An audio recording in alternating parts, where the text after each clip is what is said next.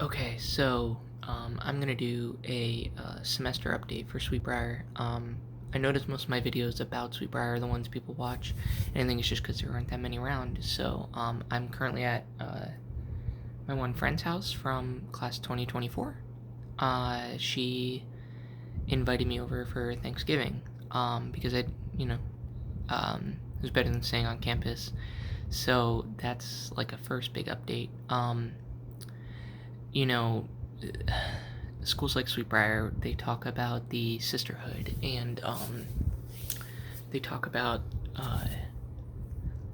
oh, we're gonna like all be friends, and like you're gonna make amazing friendships, and people that you're gonna talk to your whole life. But every other school I've been to 3 colleges at this point.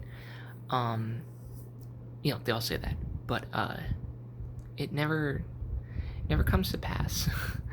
um, it's always like just like a marketing thing, but Sweetbriar is different. Sweetbriar definitely,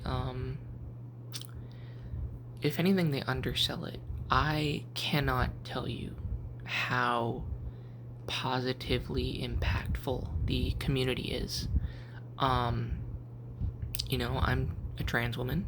I'm one of the first to go there full time and live on campus. And there have been rough patches. Like, instead of living in the dorms, I was kind of moved off campus. Well, not off campus, but in like, just different housing. So there was only like a few other girls in the house, and then me. Even though I was assigned to a dorm, I requested one. They said it was fine, and then someone that's no longer there decided to move me. And then when I asked them why, they told me a lot of fluff. Basically, what I'm saying is that they redirected the question and was just like, instead of answering why they were moving me, they were like, oh, um, you're gonna love it there. It's gonna be great. You're gonna make so many friends, and it's gonna be perfect for you, and it's so much bigger. And I'm like, yeah, but I want to be in the dorms with my class, with my friends.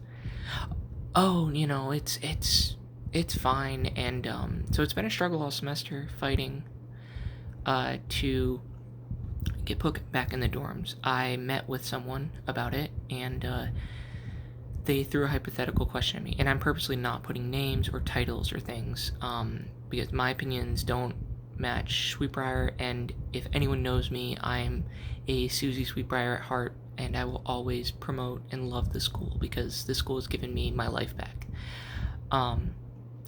That being said, there's always places to improve, and I'm just sharing my experience as a trans woman going to an all-women's college. Yeah, they I met with someone about it for next semester, because they told me this semester, because of COVID, they couldn't move me, and I was like, all right, cool, whatever. So I met with somebody, and they said, I explained why I wanted to move. My coach was like, yes, you need to move. All of my field hockey teammates, we're very close family, so very supportive. And they were like, well, hypothetical. What if everybody in the dorm's a jerk? I kind of like laughed at that, because one is that my experience on campus, besides the administration, has been anything but that. Like, I'm probably friends with like 60 to 70% of the school. And people have come up to me and have been like, oh, I was told to like come meet you. I heard like you were so nice and such a sweet person. And I was like, oh, okay, shock. Nice to meet you. So hearing that, I kind of laughed, and they were like, well, people can be jerks, and I know you said for your mental health you want to move into the dorms because you're around people, but what if you don't have any friends in the dorms? And I was like, well, I probably will. And two, how about I move into a dorm where I have friends, like my teammates? And then we got to the core of the matter, where they were like, well, the issue is that we have to consider everything, and what if parents start calling or whatever? And I'm like, they can call me. I have no problem with them calling me. I've dealt with worse. I deal with jerks every day, but I'd rather be able to live in the dorms with my classmates and with my teammates than, um, be kind of shooed to the corner like the little autistic kid that I am. and again, that's not to say that that's what they do. I'm a special case, unfortunately.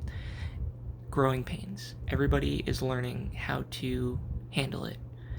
And like I said, so far, comparatively, they are handling it very well.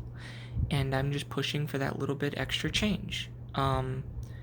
And even afterwards, they said, "Hey, Erica, after we talked for like maybe 2 or 3 hours, and they were like, after our conversation, you made me realize how non-inclusive I was being, in the sense of I could have been pushing more inclusivity for you and women like you, and I just haven't." And he's like, they're like, if we're gonna stand for equality and inclusion and diversity, then that means everyone. And they're like, yeah, I feel much more energized to do it. And then a few days later, they were like, hey, we have good news. I don't know where you're gonna live, but you're not gonna live in that house anymore. And I'm like, oh, thank God. Like, that's a start. It's little victories. It's not always going outside and protesting. It's not always like calling people out or being aggressive back or offending people, or because like, even though no matter how much you want to, like, every single time I get, because for example, someone found out I was transgender. I mean, I'm not really hidden about it, but I prefer them they find out from me. It's kind of rude to tell other people to tell others about it, but as long as it's not intentional, I'm okay with it. And again, at this point, like, I have a YouTube channel, like, so I'm not really worried. But yeah, they as soon as they found out I was trans, they were referring to me as she the entire time. Why wouldn't they? My name's Erica. I have she pronouns. My birth certificate says female.